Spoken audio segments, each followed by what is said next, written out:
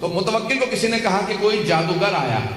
اب جادو عربوں کے لیے سن رکھا تھا کہ کوئی جادو تھا. بابل سے شروع ہوا. بابل حلہ کا پرانا نام ہے, قرآن کے اندر ہے. ہاروت و ماروت, ہاروت و ماروت کا واقعہ سن رکھا ہوگا, نہیں سنا تو پڑھ لیجیے گا. ہاروت و ماروت دو جادوگر تھے بنی اسرائیل کے زمانے میں, جناب سلیمان کے زمانے میں. بے بابل ہاروت و, قرآن کے اندر آیت ہے کہ بابل, حلہ کا پرانا نام بابل, نجف سے 70 کلومیٹر کے فاصلے پہ ہے حلہ شہر, اس کا پرانا نام ہے بابل. قرآن میں بھی لفظ آیا, کہتے ہیں دنیا کی سب سے قدیمی تمدن کا نام, سویلائزیشن کا نام بابل, جہاں نمرود تھا, جہاں جناب ابراہیم علیہ السلام کو نار نمرود میں ڈالا گیا. ذہن میں آ گیا؟ تو اب یہ جادو پرانا تھا, لیکن ایک مرتبہ کوئی بنگال کا یا کہیں ہندوستان کا اس زمانے میں کوئی جادوگر اس کے پاس آیا. اس نے اس کی آزمائش کی, امتحان لیا, دیکھا ہاں واقعی جادوگر ہے. کہا فوراً جاؤ جا کے علی بن محمد کو بلا لاؤ, یعنی امام علی نبی علیہ السلام. کہا جاؤ جا کے علی بن محمد کو بلا لاؤ. ذرا جادوگر سے کہا جب یہ آ جائے نا تو تھوڑا اپنا جادو دکھانا, پتہ چلے انہیں بھی کہ ہمارے پاس جادوگر بھی ہیں. واقعہ ذہنوں میں مجھ صرف اشارہ کرنا ہے. ایک مرتبہ کہا جاؤ جا کے بلا لاؤ علی بن محمد کو. اب وہ جو بیچارہ بلانے گیا وہ سوچ رہا تھا پتہ نہیں کوئی بے بس سا امام ہوگا. امام ہو ہی نہیں سکتا بے بس, اور جو بے بس ہو وہ امام نہیں ہوتا. جس کا بس نہ چلے وہ کیسا امام؟ امام بے کس ہو سکتا ہے, بے بس نہیں ہو سکتا. ایک مرتبہ وہ چلا, سارے درباریوں سے متوکل نے کہا کہ خبردار کوئی ان کے احترام میں کھڑا نہ ہو, کوئی تعظیم نہ کرے. 400-600 افراد, دربار پورا بھرا ہوا تھا, قلعہ موجود ہے, بہت بڑا قلعہ تھا, سب بیٹھے. ایک مرتبہ وہ آدمی شہر میں آیا اور شہر کی ایک گوشے میں, ایک کونے میں ایک گھر تھا. کہا یہ علی بن محمد کا گھر ہے. دروازے پہ دستک دی, کسی خادم نے دروازہ کھولا. کہا کس سے ملنا ہے؟ کہا علی بن محمد سے کام ہے. کہا آؤ لے چلوں. کہا سامنے صحن میں دیکھ رہے ہیں وہ جو قبر کے اندر عبادت کر رہے ہیں, رات کے وقت قبر میں عبادت کر رہے ہیں. کہا وہی علی بن محمد ہے. سنیں گے نا حضرات؟ کہا وہ جو قبر میں عبادت کر رہے ہیں وہ علی بن محمد ہے.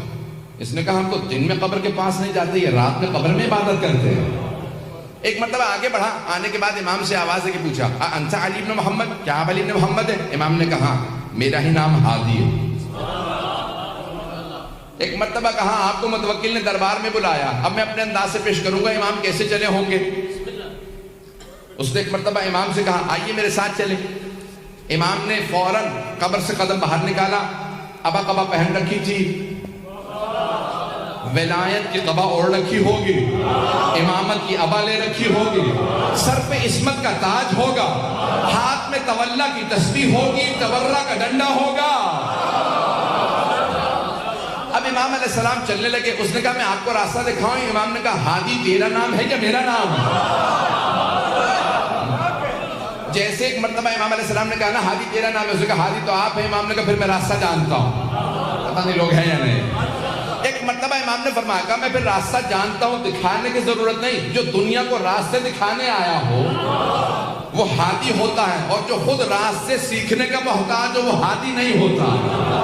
امام ایک مرتبہ چلے اور اپنے ہی انداز سے چلتے ہوئے دربار پہنچے. جیسے ہی دربار متوکل کے آئے تو متوکل نے کہا تھا سب سے کوئی احتراماً کھڑا نہ ہو. جیسے امام پہنچے آندھی سی چلنے لگی, خود بخود قلعے کا دروازہ کھلنے لگا, پردہ سر پہ سایہ کرنے لگا, اور سارے درباری خود بخود تعظیم میں کھڑے ہو گئے. خود متوکل اپنے تخت پہ کھڑا ہو کے کہہ رہا تھا فرزند رسول تشریف لائیے, یہ آپ ہی کا حق ہے. میرے تو وڈیرے بھی کہہ گئے اگر آپ نہ ہوتے تو ہم ہلاک ہو جاتے.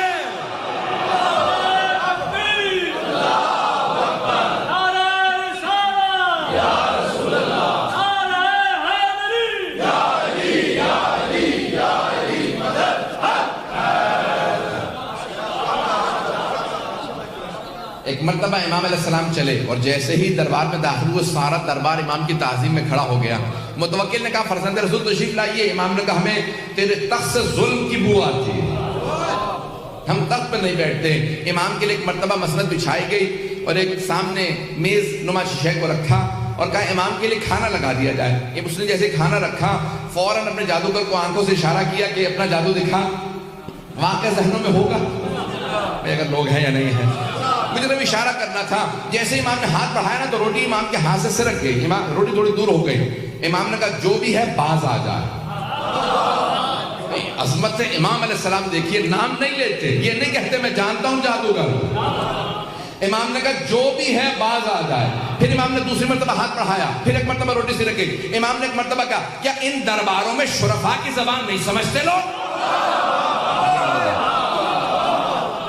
اب تیسری مرتبہ امام نے روٹی کی طرف ہاتھ بڑھایا, ابھی پھر بھی وہ باز نہیں آیا. سارا دربار دیکھ رہا تھا جادوگر اب کیا کرتا ہے. جیسے ہی امام نے ہاتھ بڑھایا, جیسے تیسری مرتبہ روٹی ہاتھ سے سرکی, اس دیوار کے اوپر غالیچہ تھا, غالیچے پہ ایک شیر کی تصویر بنی تھی. لیکن جادوگر کو جواب دینا تھا. پتہ نہیں لوگ پہنچ رہے نہیں پہنچ رہے. جادوگر کو جواب دینا مقصود تھا. اسے بتانا تھا تو جادوگر ہے, ہم صاحب اعجاز ہیں. امام نے ایک مرتبہ وہ جو دیوار کے اوپر غالیچہ تھا, غالیچے کو دیکھا جس پہ اسد کی, شیر کی تصویر بنی تھی. عربی زبان میں شیر کو اسد کہتے ہیں. امام نے شیر کو دیکھ کے عربی میں کہا ایھا الاسد, او شیر تو دیکھ رہا تیرے امام کی توہین ہو رہی ہے. ایک مرتبہ سارا بندہ پریشان ہونے لگا. لگ یہ رہا تھا کہ غالیچے پہ جو شیر کیا عکس بنا ہے وہ عکس نہیں رہا, شیر بن رہا ہے. وہ شیر بن کے آگے بڑھا. نہ اس نے امام سے پوچھا کہ کسے کھاؤں. ایک مرتبہ جادوگر کی طرف بڑھا, اسے بغیر خون کا قطرہ گرائے پورا نکل گیا. اور پورا نکلنے کے بعد امام کے سامنے آگے کھڑا ہوا اور ایک مرتبہ فصیح عربی زبان میں کہا فرزند رسول اگر آپ اجازت دے متوکل کو کھا لو. متوکل نے ہاتھوں کو باندھا, کہا فرزند رسول اس سے کہیے واپس چلا جا, یہ دوبارہ عکس بن جائے. امام نے اشارہ کیا واپس چلا جا. کہا وہ میرا جادوگر تو واپس کر دے. وہ بہت قیمتی تھا, میں ہندوستان سے ہند سے لایا تھا. عربی میں ہندوستان کو ہند کہتے ہیں. کہا میں ہند سے لایا تھا, وہ معمولی نہیں تھا. اس شیر سے کہیں میرا ساحر میرا جادوگر واپس کر دے. ساحر عربی میں کہتے ہیں جادوگر کو. امام نے کہا جب جناب موسیٰ کا عصا اژدہا بنا تھا, اس نے فرعون کے جادوگروں کی رسیوں کو کھا لیا تھا. لیکن جب جناب موسیٰ نے اٹھایا تو دوبارہ عصا بن گیا. جب عصا بنا تو اس نے جادوگروں کی رسیوں کو اگلا نہیں تھا. اگر جناب موسیٰ کا عصا واپس کر دیتا تو یہ بھی واپس کر دیتا.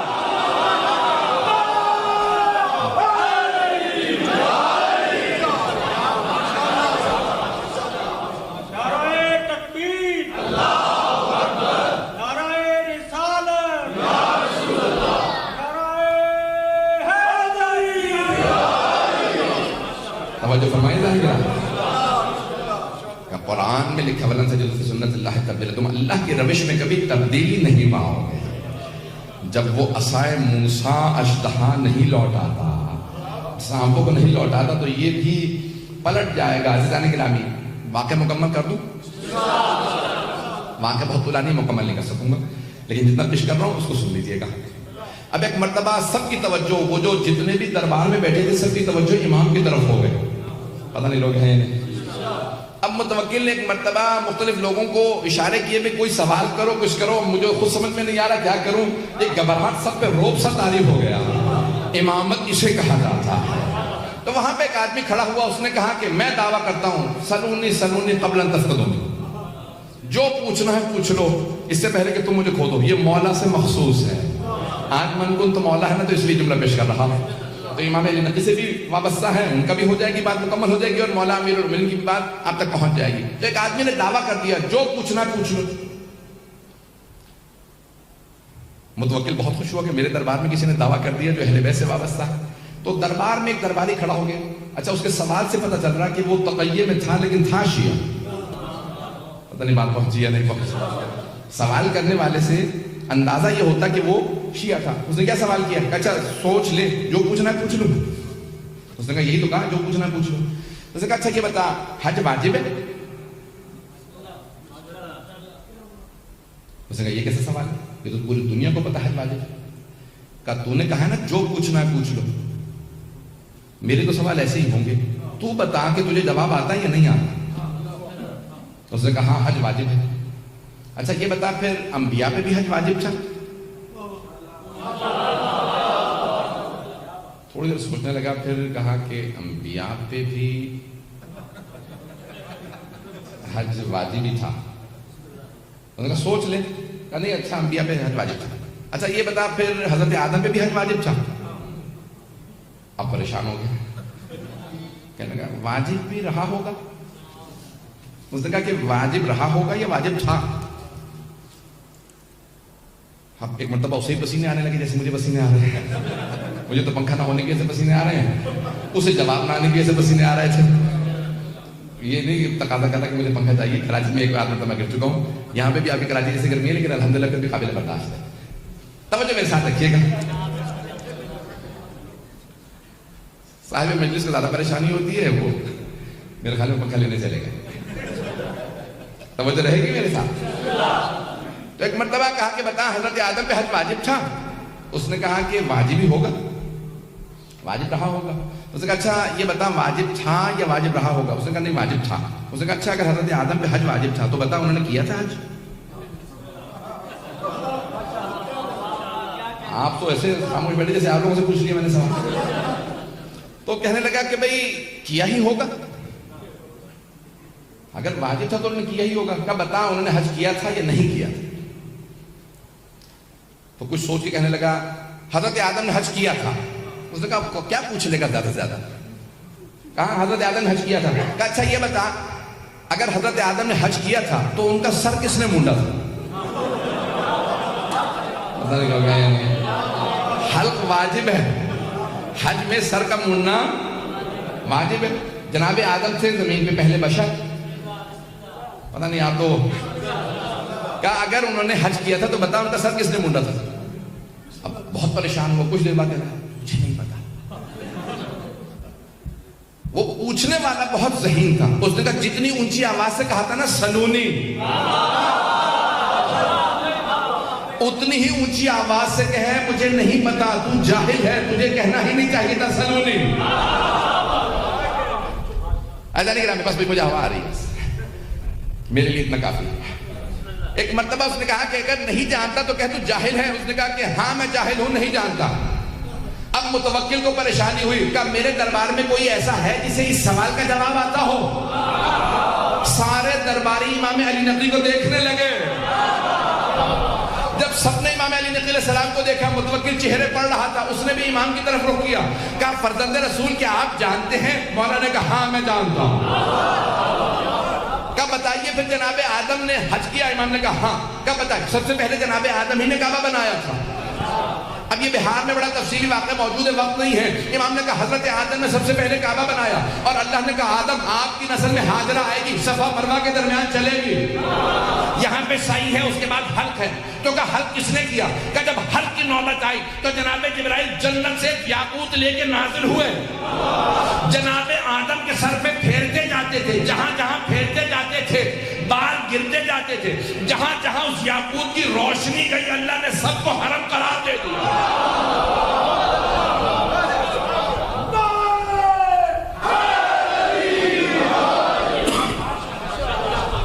امام نے سب کو حرم قرار دیا.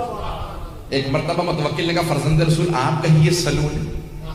امام نے کہا کیونکہ میرے جد علی ابن ابی طالب نے کہا تھا اس لیے میں نہیں کہا، لیکن میں ان کے علم کا وارث ہوں، جو پوچھنا ہو پوچھ لو. عزیزان گرامی وہاں پہ سوال ہوئے، بس بھئی میں نے کہا وقت نہیں ہے، میں انشاءاللہ اگلے مرحلے میں جا رہا ہوں. تو ایک مرتبہ کسی نے سوال کیا بتائیے فرزند رسول یہ فجر کی نماز واجب کیوں ہے؟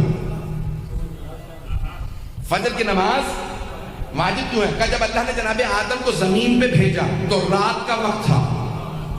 ایک تو جنت کی جدائی، دوسرے اللہ کی ناراضگی، تیسرے جس جگہ پہ آئے وہاں تاریکی ہی تاریکی. تو جناب آدم پوری رات روتے رہے. اچانک جیسے ہی صبح صادق ہوئی زمین کی مشرقی طرف ایک مرتبہ ایک لکیر سے کھینچی جسے صبح صادق کہتے ہیں. تو جناب آدم سمجھ گئے یہاں پہ روشنی آئے گی. اس روشنی کو دیکھتے ہی صبح صادق کے وقت جناب آدم نے 2 رکعت نماز شکرانہ پڑھی. پروردگارہ تیرا شکر ہے یہاں روشنی آئے گی. اللہ نے کہا آدم تیری پوری نسل میں یہ تیری 2 رکعت نماز میں نے واجب قرار دی. یہ یادگار جناب آدم ہے. یہ جناب آدم کی یادگار ہے کہ دور کا بس اسی طرح سے ظہر اثر مغرب عشاء سب پوچھا، سارے سوالات کرتے رہے، یہاں تک کہ ایک مرتبہ ایک چور کو لے کے آئے اور اس چور سے ایک مرتبہ متوکل نے خود پوچھا کہ واقعی تو چور ہے؟ اس نے کہا کہ جانتا ہے چوری کی سزا کیا ہے؟ کہا ہاں، ہاتھ کاٹا جائے گا۔ کہا پھر بتاؤ مسلمان کی جتنے بھی وہاں پہ علماء بیٹھے تھے، کہا مسلمانوں بتاؤ ہاتھ کہاں سے کاٹا جائے گا؟ چور آیا۔ تو ایک مسلمانوں کے 4 مذاہب ہیں، چاروں کا الگ الگ فتویٰ ہے۔ مذاہب اربع، امام ابو حنیفہ کا الگ ہے، امام مالک کا الگ، امام شافعی کا الگ، امام احمد بن حنبل کا الگ۔ سنیں گے؟ اگر کہیں میں چھوڑ کے ختم کر دوں۔ تو اب ایک مرتبہ ایک نے کہا کہ بھئی ہاتھ عرف عام میں ہتھیلی تک ہے اور اس کو کلائی سے کاٹ دیا جائے، بس یہ ہاتھ کاٹنے کا۔ وَالسَّارِقُ وَالسَّارِقَةُ فَاقْطَعُوا أَيْدِيَهُمَا، قرآن کی آیت ہے، چور اور چوری کرنے والے مرد اور عورت کے ہاتھ کو کاٹ دیا جائے۔ یہ نہیں لکھا کہاں سے، لکھا فَاقْطَعُوا أَيْدِيَهُمَا، یعنی ان کے ہاتھوں کو کاٹ دیا جائے، ہاتھ کاٹنا ہے۔ تو ایک مرتبہ اس نے کہا عرف عام میں کلائی تک ہاتھ کہا جاتا ہے۔ تو دوسرے سے پوچھا بھی آپ کا فتویٰ کیا ہے، آپ کے مذہب کا؟ انہوں نے کہا نہیں، اللہ نے کہا فَاغْسِلُوا وُجُوهَكُمْ وَأَيْدِيَكُمْ إِلَى الْمَرَافِقِ، اپنے ہاتھوں کو کوہنیوں تک یا کوہنیوں سمیت دھو، ہم کہتے ہیں سمیت، وہ کہتے ہیں تک، تو کہا کوہنی سے کاٹا جائے، کیونکہ اللہ نے جب ہاتھ کہا ہے تو کوہنی تک کہا۔ توجہ ہے یا نہیں؟ ایک نے کہا کلائی تک، دوسرے نے کہا نہیں، اللہ نے قرآن میں کہا ہے ہاتھ اور کوہنی مراد دی ہے تو کوہنی سے کاٹ دیا جائے۔ تیسرے سے پوچھا آپ کا، اس نے کہا میں احتیاط کرتا ہوں دونوں کے بیچ سے کاٹ دیا جائے۔ پتہ نہیں حضرات ہیں یا نہیں ہے؟ اس نے کہا میں کہتا ہوں بیچ سے کاٹ دیا جائے، یہ کہتا ہے کلائی سے، وہ کہتا ہے کوہنی سے، میں کہتا ہوں بیچ سے کاٹ دیا۔ چوتھے سے پوچھا، اس نے کہا نہیں، یہ پورا کا پورا ہاتھ ہے تو بازو۔ اب چور اس دوران جو ہے بیچارہ بلڈ پریشر کا ہائی ہو رہا تھا کہ کہاں سے میرا ہاتھ کٹنے والا ہے۔ ایک مرتبہ امام علی نقی علیہ السلام کی طرف رخ کیا متوکل نے کہا فرزند رسول بتائیے ہاتھ کہاں سے کاٹا جائے گا، ان چاروں میں سے کون صحیح ہے؟ امام نے کہا چاروں غلط ہیں۔ پتہ نہیں لوگ ہیں یا نہیں؟ گھبرا کے نہ سنیے حضرات، سارے مجمع کی توجہ ہو کہ میں اگلے مرحلے میں جاؤں گا۔ امام نے کہا چاروں غلط ہیں۔ کہا فرزند رسول انہوں نے سب نے آیات پیش کی ہیں، آپ دلیل دیجئے۔ امام نے کہا صرف 4 انگلیاں کاٹی جائیں گی۔ آپ حضرات پریشان بیٹھے۔ امام نے کہا صرف 4 انگلیاں کاٹی جائیں گی، نہ ہتھیلی کاٹی جائے گی نہ ہاتھ۔ کہا فرزند رسول آیات انہوں نے بھی پیش کی، کوئی آپ کے پاس بھی دلیل ہے؟ امام نے کہا قرآن میں آیت ہے ان المساجد للہ جمیعا، کہ تمام کی تمام سجدگاہیں اللہ کے لیے ہیں۔ پیغمبر نے فرمایا 7 مقامات کا سجدے کے دوران زمین میں رکھنا واجب ہے، پیشانی کا، ہتھیلیوں کا، دونوں گھٹنوں کا، دونوں پاؤں کا۔ اگر چور توبہ کر کے نماز پڑھنا چاہے تو نماز کیسے پڑھے گا؟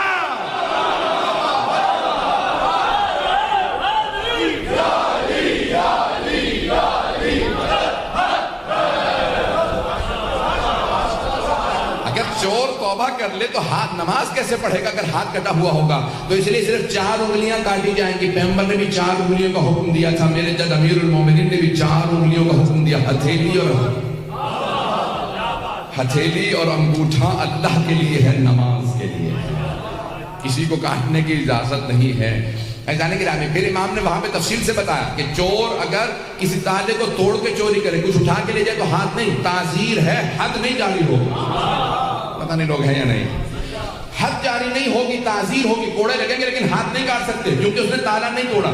تیسرے، اگر وہ یا اس کے بچے بھوکے تھے اور اس نے چوری کی تو ہاتھ نہیں کاٹ سکتے، تعزیر ہوگی کیونکہ جرم کیا ہے، کوڑے لگ سکتے ہیں، جرمانہ ہو سکتا ہے، جیل ہو سکتی ہے، ہاتھ نہیں کاٹ سکتے کیونکہ حاکم پہ واجب ہے کسی کو بھوکا نہ رکھے۔ یہ پاکستان کے حکمرانوں کو بتا دو۔